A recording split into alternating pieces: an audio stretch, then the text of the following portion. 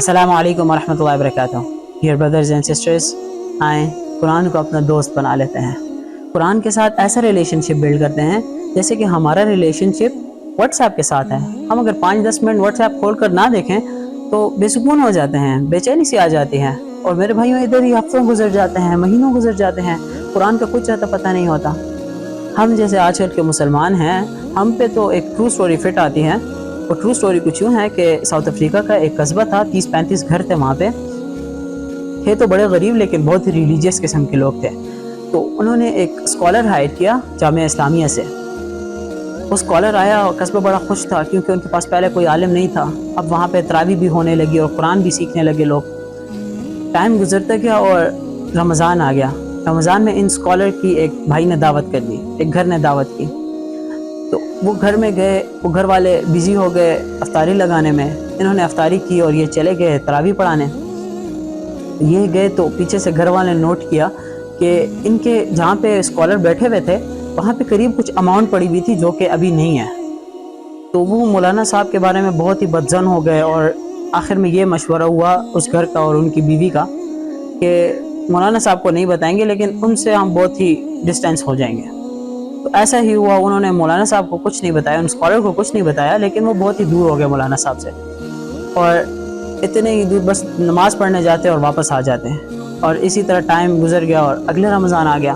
اگلے رمضان میں پھر انہوں نے دعوت کی۔ جب وہ آئے تو انہوں نے اسکالر نے نوٹس کیا کہ ان بھائی صاحب کا تو میرے ساتھ بہت ہی اسٹرینج بیہیویئر ہے۔ تو انہوں نے ان سے پوچھ لیا کہ آپ کیوں اتنا میرے ساتھ ایسا ہیں؟ تو انہوں نے کہا دیکھیں مولانا صاحب، میں آپ کو کلیئر بات بتا رہا ہوں کہ لاسٹ ایئر آپ آئے تھے، آپ یہاں بیٹھے ہوئے تھے اور یہاں میری اماؤنٹ پڑی ہوئی تھی جو آپ کے جانے کے بعد نہیں تھی۔ تو مولانا صاحب رونے لگ گئے۔ مولانا صاحب نے کہا میں اس لیے نہیں رو رہا کہ تم نے پورا سال مجھے ایکیوز کیا، میں تو اس لیے رو رہا ہوں کہ پچھلے سال جب میں یہاں بیٹھا ہوا تھا تو اسی طرح کھڑکی کھلی ہوئی تھی، ہوا چلی اور پیسے بکھر گئے، میں نے پیسے اکٹھے کیے اور سامنے قرآن پڑا ہوا تھا، میں نے اس میں رکھ دیے۔ میں نے کہا کہ چلو رمضان ہے، قرآن کوئی نہ کوئی کھولے گا اور پیسے دیکھ لے گا، لیکن وہ رمضان گزر گیا، پھر پورا سال گزر گیا، اور پھر آدھا رمضان یہ بھی گزر گیا، لیکن آپ نے قرآن نہیں کھولا۔ میرے بھائیوں، ہم خود اپنے آپ اپنے گریبان میں جان کر دیکھیں کہ آیا ہم قرآن کو یہی اسی طرح رکھتے ہیں یا نہیں؟ کہ ہم قرآن کو اتنی ہی اوقات دیتے ہیں کہ ہم مہینوں قرآن کو نہیں کھولتے؟ قرآن کو تو پڑھنے کے بارے میں میرے پیارے نبی کی اتنی پیاری حدیث ہے میرے بھائیوں کہ جب بندہ مر جائے گا تو اس کے سر کے پاس ایک بہت ہی پیارا آدمی کھڑا ہوگا، اور جب اسے کفن پہنایا جائے گا تو وہ آدمی کفن اور بندے کے سینے کے درمیان میں آ کے کھڑا ہو جائے گا، اس طرف ادھر کھڑا ہو جائے گا، اور جب اسے دفنا کر لوگ چلے جائیں گے تو منکر نکیر آئیں گے سوالات کرنے، وہ اس پیارے شخص کو بولیں گے کہ تو ہٹ جا۔ اس نے کہا نہیں، میں تب تک نہیں ہٹوں گا جب تک میں اس شخص کو جنت میں نہ داخل کر جاؤں۔ آپ نے سوال کرنے ہیں، آپ سوال کریں، آپ نے اپنا کام کرنا ہے، آپ کر کے جائیں، میرا کام یہ ہے میں اسے جنت میں داخل کروں۔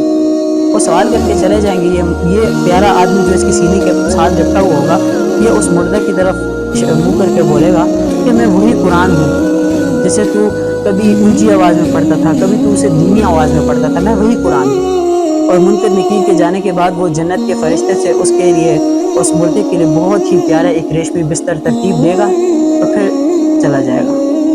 یہ ہے قرآن میرے بھائیوں۔